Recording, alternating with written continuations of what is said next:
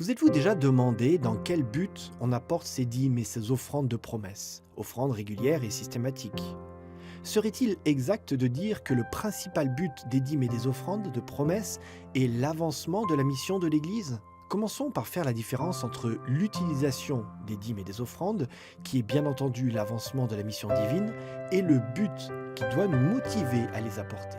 Une autre question se pose alors. Qu'est-ce que Dieu désire recevoir le plus? Nos dîmes et nos offrandes ou notre cœur? Vous avez raison. Le Seigneur a dit: Mon fils, donne-moi ton cœur et que tes yeux prennent plaisir à mes voies.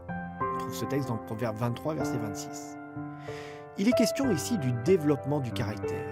Mais pourquoi alors nous demande-t-il aussi d'apporter nos dîmes et nos offrandes?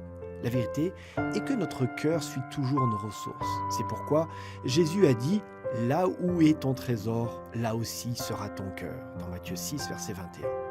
Ellen White l'a exprimé d'une autre manière. Il m'a été montré que ce système de dîmes développerait le caractère et révélerait le véritable état du cœur.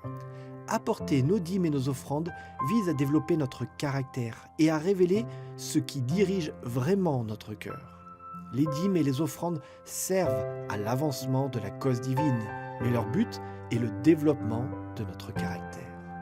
De sorte que lorsque nous parlons de fidélité à l'Église ou à nos enfants, nous ne devons pas penser seulement que la cause divine a besoin de ressources et que la mission doit avancer et que par conséquent nous devons être fidèles.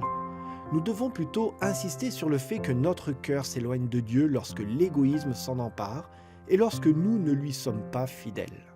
Ce que nous apportons régulièrement, selon nos revenus ou augmentation de revenus, n'exerce peut-être pas d'impact important sur la mission de l'Église.